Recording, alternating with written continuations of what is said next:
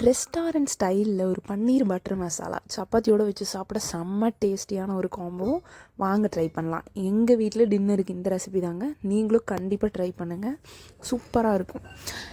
First பன்னீரை நம்ம cut பண்ணி எடுத்துக்கலாம். க்யூப்ஸாக நம்ம கட் பண்ணி எடுத்துக்கலாம். ஆக்சுவலாக எங்கள் அம்மா ஃப்ரீசரில் வச்சுட்டாங்க. ஆக்சுவலாக ஃப்ரீசரில் வைக்கக்கூடாது பன்னீரை, ஸோ ரொம்ப கட்டியாயிடும். கொஞ்சம் நேரம் தண்ணியில் போட்டு எடுத்திங்கன்னா வந்துடும்.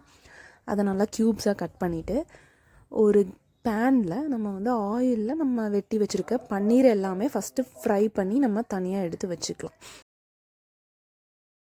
அது ஃப்ரை ஆகிட்டுருக்கட்டும். நம்ம இன்னொரு பேனில் கொஞ்சமாக ஆயில் விட்டு அதில் கடுகு, பட்டை, கிராம்பு, அப்புறம் பிரியாணி பூ, அதுக்கப்புறம் ஏலக்காய் இதெல்லாம் போட்டு நம்ம நல்லா வறுத்துக்கலாம்.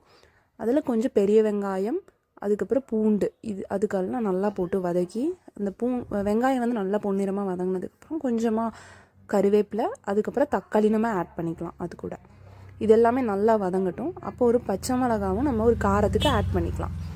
பச்சை மிளகா ஆட் பண்ணிவிட்டு கொஞ்சமாக உப்பு போட்டு இதை மூடி வச்சுருங்க தனியாக. இன்னொரு பக்கம் நம்ம அந்த அந்த கிரேவி கன்சிஸ்டன்சி நல்லா க்ரீமியான கன்சிஸ்டன்சி வர்றதுக்காக நம்ம தேங்காவை நல்லா துருவி அதை பால் எடுத்து வச்சுக்கலாம். தேங்காய் பால் நம்ம எடுத்து வச்சுக்கலாம். தேங்காய் பால் ஆட் பண்ணால் அந்த க்ரீமி கன்சிஸ்டன்சி அப்போ தான் நமக்கு கிடைக்கும். ரொம்பவே நல்லாயிருக்கும்.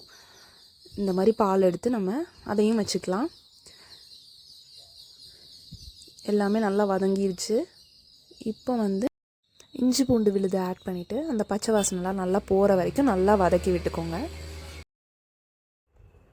இப்போ மசாலாலாம் நம்ம ஆட் பண்ணிக்கலாம். நம்ம சிக்கன் மசாலா, கரம் மசாலா, அதுக்கப்புறம் சில்லி பவுடர் எல்லாமே ஆட் பண்ணி நல்லா வதக்கி விட்டுக்கோங்க. இப்போ நம்ம எடுத்து வச்சுருந்த தேங்காய் பாலையும் இப்போவே நம்ம ஆட் பண்ணி நல்லா மிக்ஸ் பண்ணிவிட்டு நல்லா அது வேகிற வரைக்கும் விட்டுடலாம். இப்போ கொஞ்சம் அது வெந்ததுக்கப்புறமா நம்ம வறுத்து வச்சுருந்தோம் இல்லையா, எங்கள் அம்மா லைட்டாக சில்லி பவுடரும் மஞ்சத்தூளும் போட்டு வறுத்துருந்தாங்க அந்த பன்னீரில். அதையும் நம்ம இதில் மிக்ஸ் பண்ணி நல்லா அதை மிக்ஸ் பண்ணிக்கோங்க ஃபுல்லாகவே.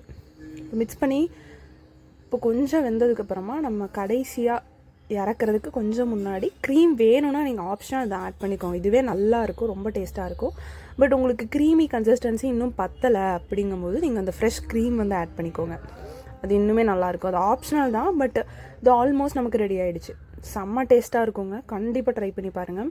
சப்பாத்தியோட நைட்டு டின்னருக்கு வச்சு சாப்பிடும்போது எப்பா செம்ம டேஸ்ட்டுங்க. சீரியஸாக கடை ஸ்டைலில் அப்படியே இருந்தது. நீங்கள் சேம் இதே ட்ரை பண்ணி பார்த்துட்டு கண்டிப்பாக கமெண்ட் பண்ணுங்கள். ரொம்பவே சூப்பராக இருந்துச்சுங்க.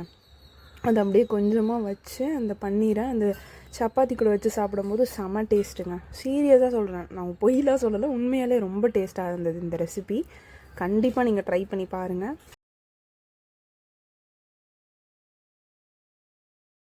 உங்களுக்கு பிடிச்சிருந்தா கண்டிப்பாக லைக் பண்ணுங்கள், சப்ஸ்கிரைப் பண்ணுங்கள். யாரெல்லாம் இதை ட்ரை பண்ணணும்னு நினைக்கிறீங்களோ அவங்க எல்லாத்துக்குமே ஷேர் பண்ணுங்கங்க. ரொம்ப நல்லாயிருக்கு. தேங்க்யூ.